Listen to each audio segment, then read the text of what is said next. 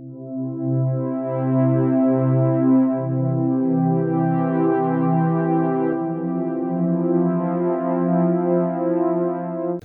And very warm welcome to all of you. कैसे हैं आप सब? मैं बीके सिंह और आप देख रहे हैं लर्न इंग्लिश विदाउट रूल्स के डेली डोज का सेशन इडियम्स एंड फ्रेजेस। पिछले दिन जो एपिसोड आपके लिए अपलोड किया गया वहां पर सरप्राइज होने की कोई जरूरत नहीं है और ना ही ऐसा है कि मैं स्टूडियो जा पा रहा हूं। ये लॉकडाउन की अफरा तफरी में पहले शूट हुए कुछ वीडियोस थे जो कल ढूंढने के दौरान मुझे मिला, तो मुझे लगा कि शायद थोड़ा सा चेंज होना चाहिए। लगातार इडियम्स एंड फ्रेजेस आ रहे थे, इसलिए मैंने एक सेशन रूट वर्ड्स के अपलोड किए। इडियम्स एंड फ्रेजेस के सेशन अभी फिलहाल आते रहेंगे और लगता है कि 7 दिन 5 दिन 7 दिन या 10 दिन कहिए मेरी पहुंच स्टूडियो तक हो पाएगी और जैसे ही ये पहुंच स्टूडियो तक हो पाएगी तब वहां से फिर मैं आपके रेगुलर कोर्स को आगे बढ़ाऊंगा। साथ ही idioms and phrases root word के सेशंस भी साथ साथ में चलते रहेंगे। अभी फिलहाल यहाँ पर कुछ भी ऐसा सरप्राइजिंग नहीं है जिसकी वजह से आप ये सोचें कि मैं स्टूडियो जा पा रहा हूं और अब जो अपलोड किए गए वीडियोस हैं वहां पर कुछ वेरिएबल चीजें देखने के लिए आपको मिलेंगी। दूसरी बात कि मैं बहुत जल्द ये भी कोशिश कर रहा हूं कि मैं आपके लिए एक लाइव कोर्स, जिसमें कि मैं पूरे 6 महीने के ड्यूरेशन कहिए या फिर वो निर्भर करेगा कि कितने दिन के कोर्स है और किस तरह की टाइमिंग रखी जाएगी, ये बहुत जल्द मैं आपके लिए लेकर आऊंगा और इसकी सूचना भी आपको दी जाएगी, जहां पर एक समय सीमा निर्धारित होगी जिस दौरान हम आपके लिए लाइव क्लासरूम में उपलब्ध होंगे। वहां पर आप पढ़ सकते हैं और सीधे सीधे सवाल भी पूछ सकते हैं। तीसरी बात, कुछ बच्चे ने अनुरोध किया कि मुझे जूम ऐप के माध्यम से, तो बंधु मैं समझता हूं कि इस तरह के क्लासेस उतने फायदेमंद नहीं है। ये एक प्रकार का वीडियो कॉल है जहां पर कभी किसी की आवाज चली जाती है, कभी टीचर की आवाज चली जाएगी और मैं समझता हूं कि जब आपके पीछे बोर्ड नहीं है तो परेशानी वैसी ही है जैसे कि अभी है फिलहाल। तो मैं यहाँ पर जो ये सेशंस लेकर आ रहा हूं कहीं ना कहीं ये आपके लिए फायदेमंद है। अभी फिलहाल आपके लिए आराम से पढ़ने का समय है, तो ऐसी कोई हड़बड़ाहट नहीं है। एग्जामिनेशंस के डेट भी टलेंगे इस कोरोना की वजह से, तो इसीलिए तैयारी करते रहे, धीमी गति ही हो लेकिन अच्छी तैयारी होनी चाहिए। समय बर्बाद करने से बचिए, मैं यहाँ पर यही कहूंगा। उम्मीद करता हूं कि आप मेरे द्वारा कही गई बात को समझ पा रहे होंगे कि मैं आपको क्या कहना चाह रहा हूं, कि जब तक पीछे बोर्ड नहीं है तथ्यों को ठीक ढंग से नहीं समझाया जा सकता है। मैं मानता हूं, ये मेरा मानना है। अब अगर आप कर पा रहे हैं तो खैर ये अलग चीज है, लेकिन मैं समझता हूं कि बिना इसके क्लास को कर पाना और विशेष करके भाषा को थोड़ी सी कठिनाई होती है, जहां पर आपको एग्जांपल्स देने होते हैं, कुछ चीजें नोट डाउन करानी होती है और ऐसे में थोड़ी कठिनाई होगी। इसलिए मैं इसको शुरू नहीं कर रहा, मैं चाह रहा हूं कि फाइनली लाइव क्लास ही आपके लिए लेकर के आऊं। खैर चलिए, इसी होप के साथ कि बहुत जल्द हम आपके लिए लाइव क्लास लेकर उपलब्ध होंगे, आज के सेशन की शुरुआत करते हैं। पेपर और पेन लेकर तैयार हो जाइए। देखते हैं कि आज के इस एपिसोड में कौन कौन से इडियम्स एंड फ्रेजेस लाए गए हैं। चलिए देखा जाए।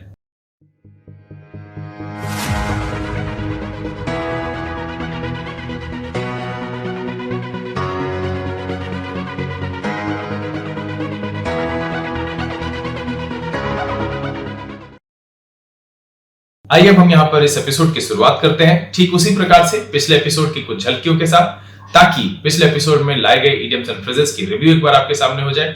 तो चलिए फटाफट देखते हैं पिछले एपिसोड में कौन कौन से इडियम्स एंड फ्रेजेस लाए गए थे। चलिए देखा जाए। आज के सेशन में जो पहला इडियम्स एंड फ्रेजेस मैंने लिया है वो है at once beck and call. तो इसका जो सेंस आता है वो आता है ready to do something for someone any time you are asked. Example के तौर पर कहें तो कह सकते हैं Salu was confined to a wheelchair but had a private nurse at her beck and call। आज के सेशन का जो अगला इडियम्स एंड फ्रेजेस है वो है in the long run। In the long run को अगर आप कहना चाहें तो कह सकते हैं at a time that is far away in the future। Example के तौर पर कहें तो कह सकते हैं moving to France will be better to you in the long run। आज के सेशन का जो अगला इडियम्स एंड फ्रेजेस है वो है in the good books। इसका जो सेंस है वो कहेंगे be in somebody's favor or good opinion। Example के तौर पर कहें तो कह सकते हैं I will ask my boss for the day off, I am in her good books just now।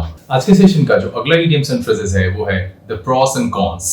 the pros and cons इसका मतलब होता है good point and bad points। Example के तौर पर कहें तो कह सकते हैं the panel thoroughly debated The pros and cons of using vaccination. आज के सेशन का जो आखिरी idioms and phrases है वो है sit on the fence. Sit on the fence कहने का मतलब है to delay making a decision. Example के तौर पर कहें तो कह सकते हैं Aditya is not afraid of making decisions or is a man who never sits on the fence. आइए अब हम यहाँ पर बारी बारी से आपके सामने आज के सेशन में लाए गए पांचों idioms and phrases को रखते हैं। आज के सेशन में जो पहला idioms and phrases लाया गया है वो है play to the gallery.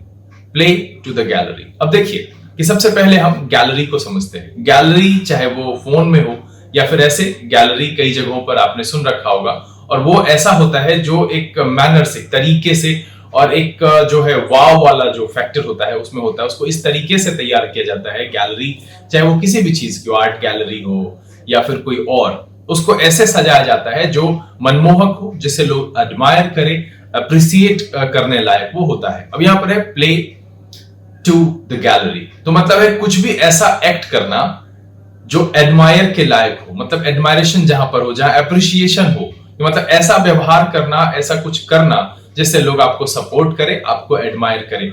ये जरूरी नहीं है कि वो आपकी जो है वास्तविक गुण हो, नहीं, यहां पर है कि कुछ ऐसा दिखावटी करना जिससे कि लोग आपको एडमायर करें। इसका यही मोटा मोटी सेंस आता है। प्ले टू द गैलरी कहने का मतलब है कि लोकप्रियता के लिए आडंबरपूर्ण व्यवहार करना। तो इसीलिए अगर हम प्ले टू द गैलरी को कहें तो कह सकते हैं to behave in a way intended to make people admire और support you. To behave in a way intended to make people admire और सपोर्ट यू, मतलब इस तरीके से व्यवहार करना कि लोग आपको सपोर्ट करें या आपकी प्रशंसा करें। To behave in a way intended to make people admire और सपोर्ट यू, मतलब है लोकप्रियता के लिए आडंबरपूर्ण व्यवहार करना। इस सेंस में हम इस्तेमाल करते हैं play to the gallery. Example के तौर पर कहें तो कह सकते हैं leaders these days are more interested in playing to the gallery than exercising real influence. Leaders these days are more interested in playing to the gallery than exercising real influence, मतलब है कि आजकल के नेता रियल इन्फ्लुएंस को अभ्यास करने या अपनाने से ज्यादा आडंबरपूर्ण व्यवहार करने में रुचि रखते हैं। Leaders these days are more interested in playing to the gallery than exercising real influence.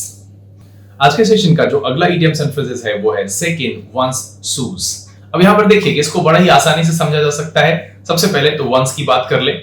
1000 बार मैं यहां पर जो है रिपीट कर चुका हूं। once की जगह पर आप एक एप्रोप्रिएट पॉजिटिव एडजेक्टिव का इस्तेमाल कर सकते हैं। सेंटेंस में आप जैसे इस्तेमाल करते हैं, जिसके लिए इस्तेमाल करते हैं, वैसा पॉजिटिव एडजेक्टिव वहां पर इस्तेमाल करेंगे। अब है sick in one's shoes।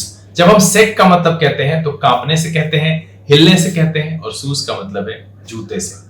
तो जूते में कंपन होने का मतलब है कि पैर के नीचे जमीन कांपने से, दैट मींस डरने के सेंस में इसका इस्तेमाल करते हैं। sick in one's shoes कहने का मतलब है to be afraid of something, to be afraid of something, मतलब किसी चीज से डरने और भयभीत होने के सेंस में इसका हम इस्तेमाल करते हैं sick in one's shoes।